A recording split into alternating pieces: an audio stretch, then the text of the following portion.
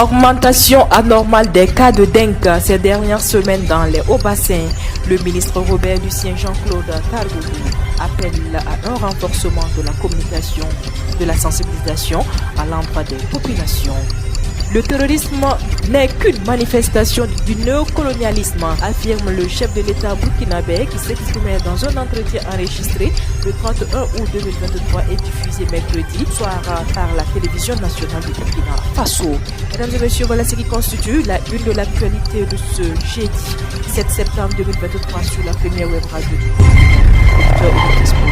Bienvenue. Le président Ibrahim Traoré a affirmé que le terrorisme est une nouvelle forme de colonisation violente et barbare qui s'est articulée sur la désintégration des armées africaines et de malgouvernance encouragée par les impérialistes. Le chef de l'État burkinabé s'exprimait dans un entretien enregistré le 31 août 2023 et diffusé mercredi soir par la télévision nationale du Burkina. Le ministre de la Santé, Jean-Claude Kargougou, a appelé à sensibiliser davantage les populations pour l'observation des mesures de protection afin de faire face à une augmentation anormale des cas de dengue dans les régions des hauts-bassins et du centre. Le ministre en charge de la Santé a fait une communication orale au Conseil relative à la situation épidémiologique de la dengue. Le ministre dit avoir constaté une augmentation anormale des cas de dengue ces dernières semaines, essentiellement dans les régions des hauts-bassins et du centre. Le ministre a déclaré que le Conseil a donné des instructions qui appellent à un renforcement de la communication, de la sensibilisation à l'endroit des populations pour qu'elles puissent observer des mesures individuelles et collectives de protection.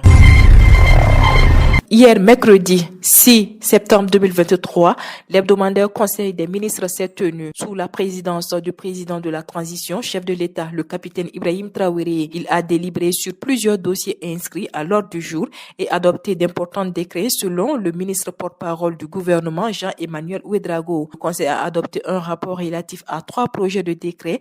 Le premier porte sur la fixation des conditions d'installation et d'exploitation des stations de recharge pour véhicules électriques. Il s'agit, selon le ministre en charge du commerce, Serge Poda, qui assure l'intérim de son collègue en charge de l'énergie, de permettre aux acteurs de pouvoir mener convenablement leur activité au Burkina Faso, dont les avantages sont, entre autres, la préservation de l'environnement et l'économie en matière énergétique. Le deuxième dossier porte sur les mesures d'amélioration des performances financières de la Sonabel. Le décret adopté devrait permettre à la Société nationale d'électricité du Burkina, au regard de l'utilisation prononcée du solaire, une exploitation optimale de l'offre d'énergie selon le ministre Poda. Le dernier dossier du ministère de l'énergie, des mines et des carrières, adopté par le Conseil, porte sur la nomenclature des postes et quotas d'emplois locaux suivant le cycle de vie des entreprises minières. Conformément à l'application des textes du code minier, cette loi avantage les nationaux en termes d'emplois occupés dans les structures minières, régule davantage les emplois occupés par les expatriés et contribue en même temps à la lutte contre le chômage. Toute autre chose à présent, le verdict du procès de Adja de Komsilga est tombé hier mercredi 6 septembre 2023. 24 mois requis contre Adja, dont 12 mois ferme et une amende de 3 millions de francs CFA.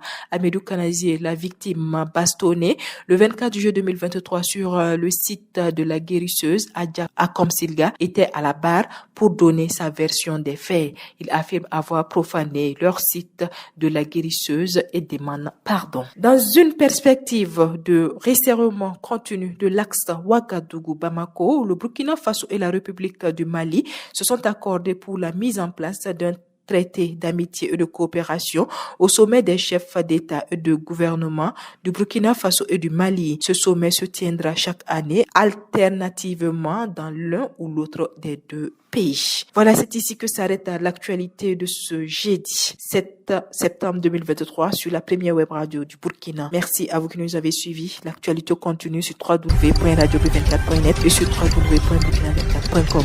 Au revoir et excellente journée à vous.